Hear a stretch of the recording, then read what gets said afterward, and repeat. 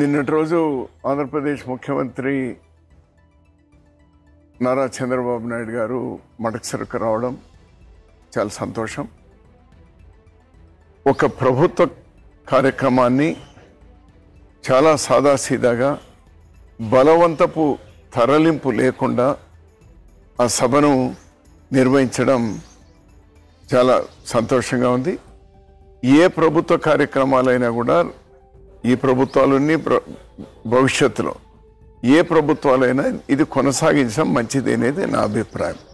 కారణం ఏమంటే ఒకప్పుడు జనం తరలింపు అవసరం, ఎందుకంటే ఈ ప్రసార మాధ్యమాలు లేనప్పుడు, ఇప్పుడు ఈ సోషల్ మీడియా కానీ ఎలక్ట్రానిక్ మీడియా ఉన్నప్పుడు ప్రపంచమంతా చూడొచ్చు. 10 మందితో జరిపిన ఇష్యూ ప్రపంచమంతా తెలపచ్చు. అటువంటి ఒక మంచి ప్రయత్నం నిన్న జరిగింది. నేను నా హర్షాన్ని వ్యక్తం చేస్తున్నాను. అలానే మడకసిరిలో గత 10 సంవత్సరాలుగా అపరిష్కృతంగా ఉన్నటువంటి సాగునీరు, లేకపోతే తాగునీరు, లేకపోతే పరిశ్రమలు, రోడ్లు, ఇటువంటివి ఏవైతే ఉన్నాయో వాటికి రైతాంగానికి సంబంధించి ముఖ్యమంత్రి గారు స్పష్టమైనటువంటి హామీలు ఇచ్చినారు. నా హర్షాన్ని వ్యక్తం చేస్తున్నాను. ఒక మడకసిర వాసిగా నా హర్షాన్ని వ్యక్తం చేస్తున్నాను.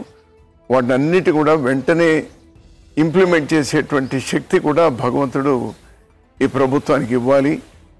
మడకసిరిలో గత 10 సంవత్సరాలుగా పెండింగ్ ఉన్నటువంటివన్నీ పరిష్కారం కావాలి అని నేను కోరుతా ఉన్నాను.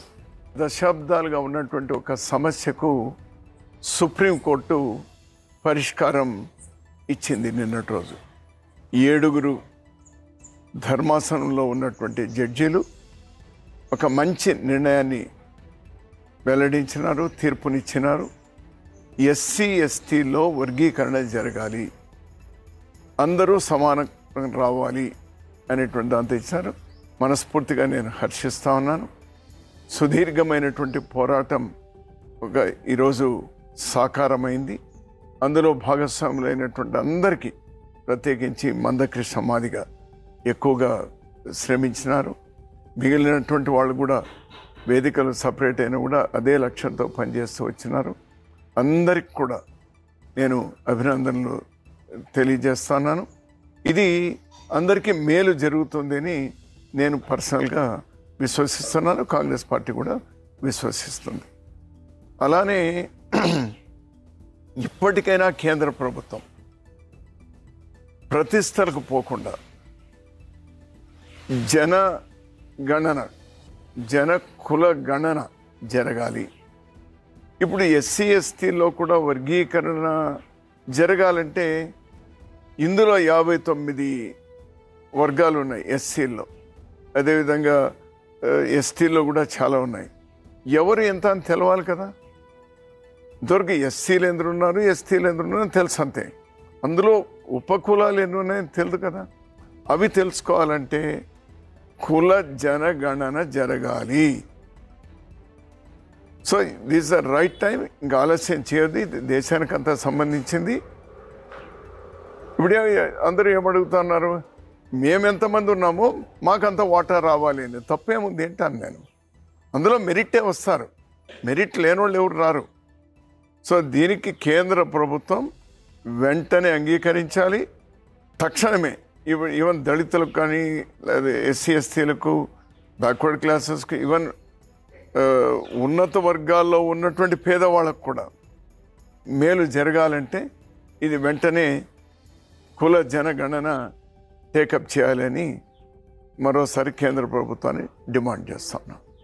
పెరియార్ గారు, అంబేద్కర్ గారు,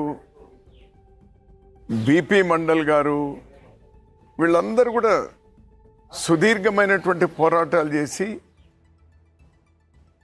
ఈ కుల జనగణన జరగాలి అనేటువంటి డిమాండ్ చాలా రోజులుగా ఉంది. ఇదేం కొత్తదేం కాదు. దీన్ని రాహుల్ గాంధీ గారు మరో లెవెల్కి తీసుకెళ్ళినారు. రాహుల్ గాంధీ గారు కేవలం కాంగ్రెస్ పార్టీనే కాదు, ఈరోజు దేశంలో ఉన్నటువంటి బీజేపీ మినహా అన్ని పార్టీలు కూడా, ప్రాంతీయ పార్టీలతో సహా ఇది చేయాలి అని ఈరోజు కూటమిలో బీజేపీ కూటమిలో ఉన్నటువంటి పక్షాలు కూడా కులగణన జరగాలి అనేటువంటి డిమాండ్ చేస్తూ ఉన్నారు. దీన్ని రాహుల్ గాంధీ గారు ఈరోజు ఒక సక్సెస్ఫుల్గా అందరి యొక్క అభిప్రాయాలను సాకారం చేయడానికి ఇది ఒక సుప్రీంకోర్టు తీసుకున్నటువంటి నిర్ణయం, రాహుల్ గాంధీ గారు తీసుకున్నటువంటి ఈ పోరాటానికి ఊతం ఇచ్చింది. ఇది సాకారం అవుతుంది అని నేను విశ్వసిస్తా ఉన్నాను. కేరళలో భారీ వర్షాలతో వందలాది మంది చనిపోవడం, చాలా భయానకమైనటువంటి పరిస్థితి ఉండడం, రాహుల్ గాంధీ గారు రాజీనామా చేసినా కూడా వైనాడ్ ఎంపీగా అతను, ప్రియాంక గాంధీ గారు చాలామంది వెళ్ళొద్దు, అక్కడ చాలా ప్రమాదకరంగా ఉంది అని హెచ్చరించినా కూడా అక్కడ ప్రాణాలు కోల్పోయినటువంటి కుటుంబాలను, మరి అక్కడ ఇబ్బందుల్లో ఉన్నటువంటి వాళ్ళను పరామర్శించడానికి నిన్నటి రోజు వాళ్ళు వెళ్ళడం, ఆ వర్షంలో తడుచుకుంటూ ఆ బురదలో వెళ్తూ వాళ్ళందరికీ కూడా ఒక ధైర్యాన్ని ఇస్తూ, అటు ప్రభుత్వానికి కూడా మేము బాసటగా ఉంటాం, రాష్ట్ర కేంద్ర ప్రభుత్వాలు అందరూ కలిసి పనిచేద్దాం, రాజకీయాలకు అతీతంగా వాళ్ళకి అండగా ఉండాలి అనేటువంటి ఒక అప్పీల్ చేయడం అనేది ఏదైతే ఉందో నిజంగా మానవత్వం కలిగినటువంటి ఒక నాయకుడిగా రాహుల్ గాంధీ గారు నిన్న ప్రదర్శించినారు. రాజకీయాలకు అతీతంగా ఇటువంటి విపత్కర పరిస్థితులు వచ్చినప్పుడు కలిసి వాళ్ళకు అండగా ఉండవలసినటువంటి అవసరం ఉంది. రాహుల్ గాంధీ గారిని, ప్రియాంక గాంధీ గారిని నేను మనస్ఫూర్తిగా అభినందిస్తా ఉన్నాను.